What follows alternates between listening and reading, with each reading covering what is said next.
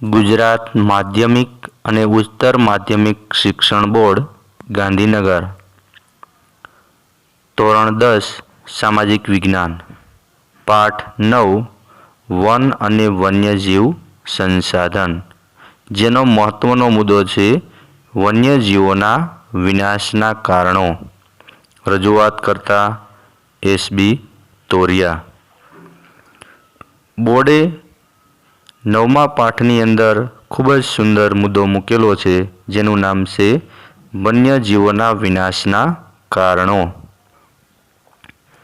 વન્યજીવોના વિનાશ થવા પાછળ કુદરતી અને માનવીય અનેક પરિબળો જવાબદાર ગણાવી શકાય, જેમ કે ઘાસભૂમિ પર માનવીય પ્રવૃત્તિ થવાને પરિણામે લાંબા ગાળે વન્યજીવ છે તેના ઉપર સંકટના વાદળો ઘેરાય છે.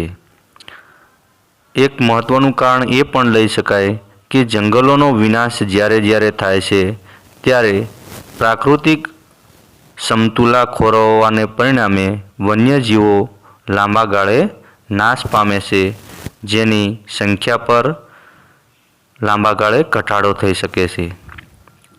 ત્યાર પછીનું કારણ છે વન્યજીવોના વિનાશ માટે પ્રાણીઓના વિવિધ અંગો, જેમ કે વાળ છે, શિંગડા, નખ, હાડકાં વગેરે મેળવવાની લાલસાને પરિણામે પણ જંગલોનો વિનાશ થાય છે.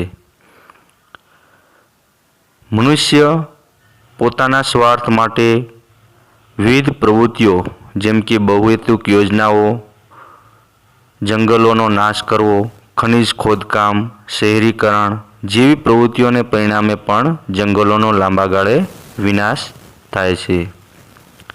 પશુચરણની પ્રવૃત્તિઓ જેમ જેમ વધતી જાય તેમ પણ લાંબા ગાળે વન્યજીવોનો વિનાશ થતો હોય છે અને વન્ય પ્રાણીઓની સંખ્યા પર એ માઠી અસર થતી હોય છે.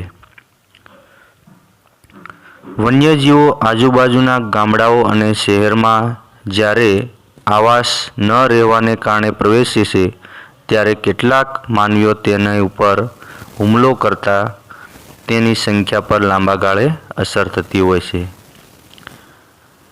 કેટલાક પ્રાણીઓમાંથી ઔષધિઓ બનાવવાની પ્રવૃત્તિને પરિણામે પણ કેટલીય પ્રાણીઓની પ્રજાતિઓ લુપ્ત થઈ છે, જેના કારણે લાંબા ગાળે વન્યજીવોની સંખ્યા પર માઠી અસર થાય છે અને વન્યજીવોનો વિનાશ થાય છે. આ અને આવા અનેક પરિબળો દ્વારા એ વન્યજીવોનો વિનાશ થયો છે.